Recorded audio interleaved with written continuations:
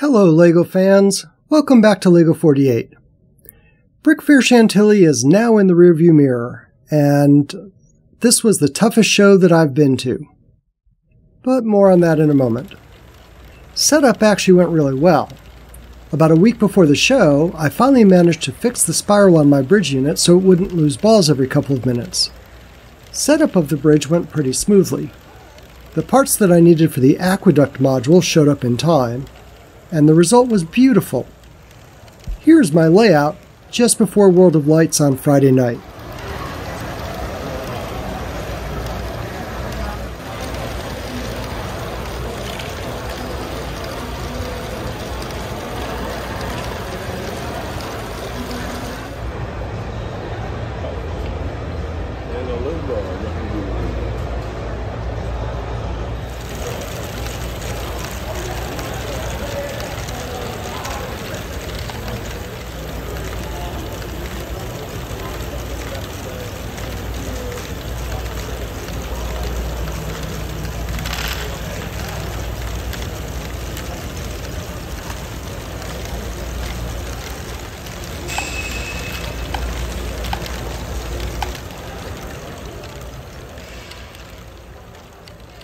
Unfortunately, shortly after that, things took a turn for the worse.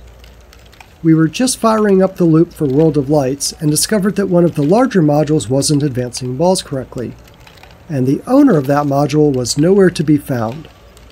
I didn't know enough about the module to fix it, so all I could do was shove it out of the line and quickly throw in one of my spare modules with a bridging track to cover the gap. The first of many times that I would do that over the weekend. In fact, creating patches around failed modules proved to be the ongoing theme of my weekend. Saturday, I discovered that my vertical S-curve lifter was struggling again. With some help from a more experienced builder, I traced it back to this long axle that drives the in-feed for the S-curves, as well as the agitator for the in-basket. It also functions as the pivot point for the entire in-basket/in-feed assembly. On discovering this, he explained to me that one should never use axles as structural components, especially not axles that are expected to rotate continuously under use. In retrospect, that does seem kind of obvious, but it's a new rule that's worth articulating. Again, this is one of those things that seems to work fine in a static display, or for a 5-minute video, but doesn't hold up for 10 or 11 hours of continuous running.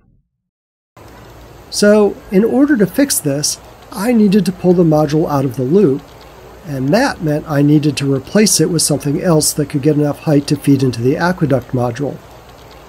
At that point, all I had available was my new DeLorean ball pump.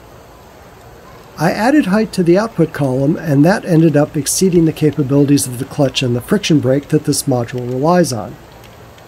I added more weight to the brake arm, but then the clutch wouldn't hold, so I ended up beefing up the clutch as well. I replaced the 36-tooth gear with a 28-tooth gear, which has 4 pinholes instead of the 2 pinholes plus 2 axle holes of the 36-tooth gear.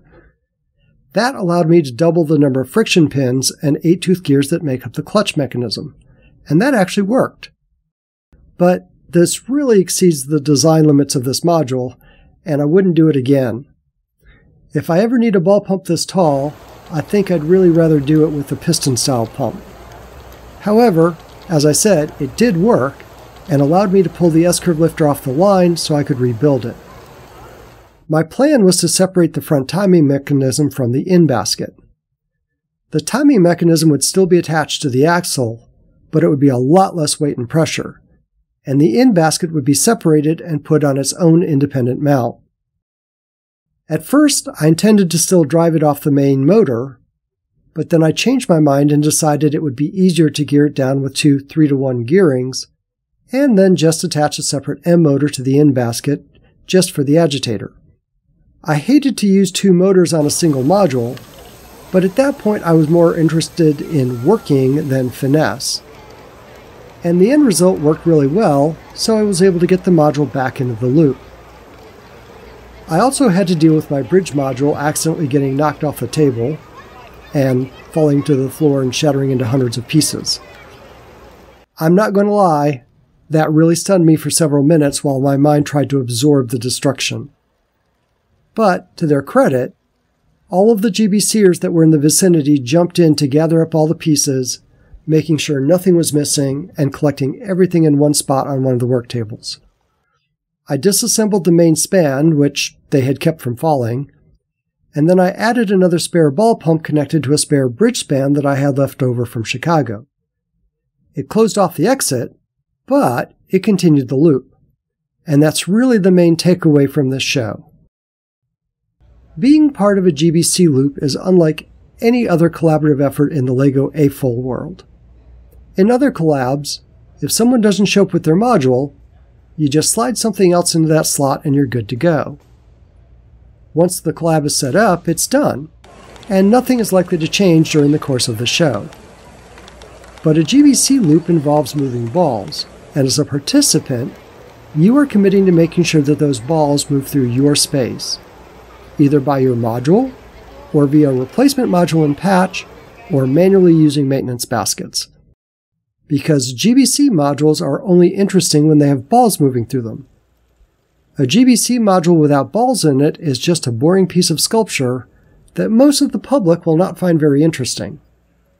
And if your module fails and stops the ball flow, then all of the modules downstream from yours just got turned into boring sculptures. You don't want that to happen to your build because of somebody else, so you owe it to everyone else to make sure that your build doesn't impact them either.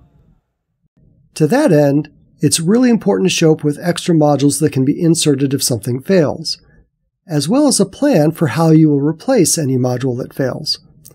For example, I brought my bridge unit, but I also brought an extra long span that could cover the gap if the bridge failed for any reason. It wouldn't be an actual bridge, and the exit would no longer be available, but at least I would have a way to keep the GBC loop flowing. I try to design all of my modules with a standard connector, this plate with a bar on it. The standard output ramp is this assembly consisting of a plate, these clip pieces, and a bunch of cheese slopes. I always bring lots of extra plates, clips, and slopes so I can replace the short ramp with longer tracks in order to cover gaps. This is especially effective with ball pumps, where I can add parts to make the output column taller and then attach a longer track to reach the next module. So, if you are designing your own GBC module for the next show that you're going to, please test it as thoroughly as you can, be prepared to replace it if something goes wrong, and please commit to keeping the loop running for the entire show. All of the other GBCers are depending on you too.